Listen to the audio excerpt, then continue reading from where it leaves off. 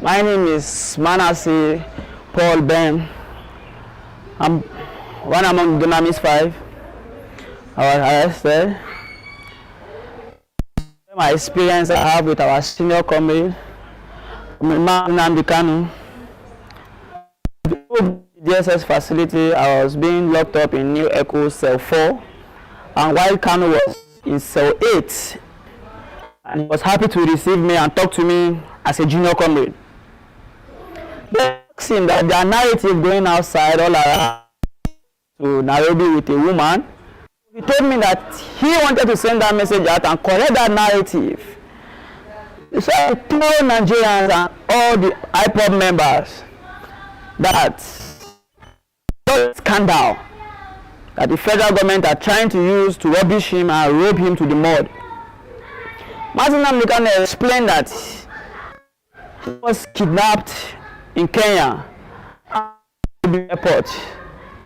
Boots outside the airport and drove off. He wasn't there with any woman, and he said I should tell Nigerians to ask questions that if he was there with a woman, who is she, how is she, and what brought him there to see a woman. He said I should also remind Nigerians that in 2015, when he was arrested, they used the same allegation against him. So Nigerians should look at him as someone that is not moralist or an immoral person. My encounter with Nnamdi Kanu is somebody that even in the DSS detention, he's in high spirit. That nobody should believe that. That's a total lie. It's a lie. And I urge Nigerians that Nnamdi Kanu is in high spirits, though he's emotionally traumatized by the DSS, psychologically traumatized. He's not given access to any good medical care. He's not given access to books.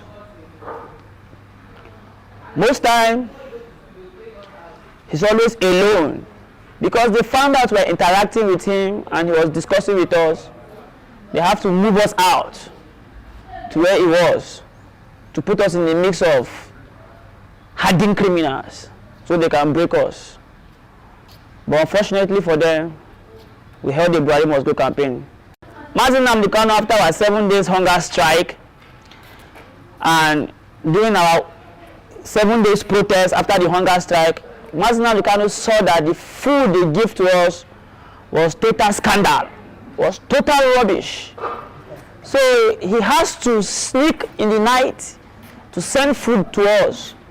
He threw it, though we are not that close, but he will bring it out from his cell and he will throw it. They will have sticks that will join and will drag this food down. He sent, the first time when we started after our hunger strike, we were not given any good food to eat because we could not even eat the food because it wasn't even good.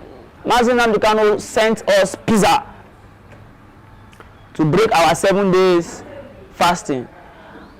And aside from that, sometimes when he noticed that they give us food that are not okay, he shares his food with me, just as a good leader I would do.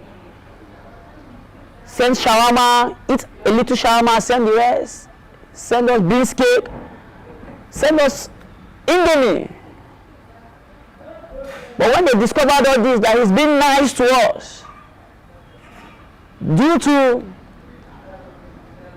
the heartlessness of the DSS, they have to kick us out of the place, to leave him there alone. And as I speak to you up to date, there's nobody down there with him. They evacuated everybody. And there are a lot of IPOB members in there that they don't want Nnamdi Kanu to even know that they have been arrested. So I urge Nigerians, as Nnamdi Kanu said, I should tell them, consistency, perseverance will bring an end to injustice and tyrannic government. And any news that it was a woman that lured him to Kenya, these are totally false news. And Nigerians shouldn't believe that. That is scandal. He's in high spirit.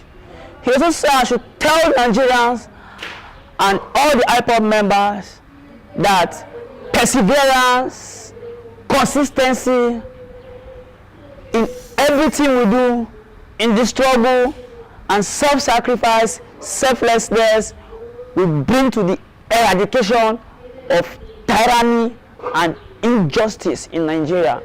He also said I should urge Nigerians that they should be strong in high spirit, that the oppressors can never overcome. And he also said that Nigerians should know and understand that these governments are looking for every way to keep us silent, and we should refuse to be quiet because our voice are being heard, and they never wanted our voice to be heard. Nnamdi Kanu is in high spirit, and he said the IPOB members should ask questions. Who is the woman?